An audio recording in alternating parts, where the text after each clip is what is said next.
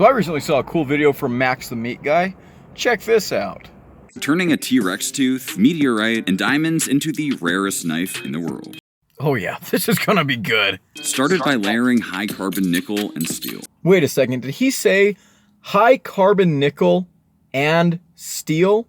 Not to be that guy, but carbon and nickel are elements. Separate elements, I might add. So you're not going to have a high carbon nickel.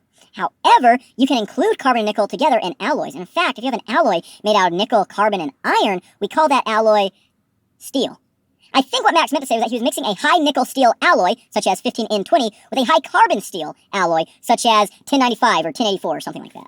And finally, quench in oil to rapidly cool and harden the... Massive, strongly curved trailing point blade. I love it. Large carver or small cutlass. Sweet. blade. Refine, then Tristan added the $10,000 worth of diamonds. Ryan sliced the 4 billion year old meteorite. Most meteorites that hit Earth are about the same age as our solar system, which is about 4.6 billion years old, but I'll give you 4. And exposed its pattern in forge juice. Those patterns in the meteorite are called Widmanstatten patterns, or Thomson structures, and they are a unique form of iron-nickel crystallization. You see, the process of a liquid turning into a solid via cooling is called crystallization, and all iron-nickel meteorites began their life as molten slag that then cooled in the vacuum of space. And this very unique environment led to very, very slow cooling, and this slow cooling allowed all these cool geometric shapes to grow within the crystal lattice.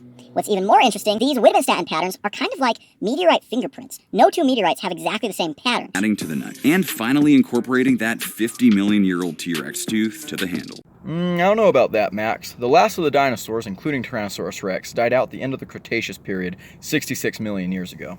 Truly a one-of-a-kind blade. That is a wild knife. For those of you familiar with the channel, you know there's two things that I love: geoscience and knives.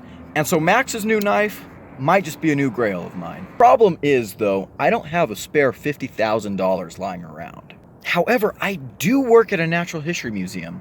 So, let's see if I can build my own. Now, the steel shouldn't be an issue. I can go and buy some 15N20 and 1080 from anywhere.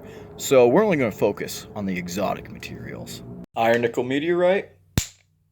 Check. Okay, so what about those diamonds? Well, luckily, I think diamonds are kind of overrated and not that fun, so we're going to save some money here. Let's go with the +10 charisma garnet. Plus, it's my birthstones. Now for a dinosaur tooth. I've got this one, but I don't think that'll do. Where am I going to get a Tyrannosaurus tooth?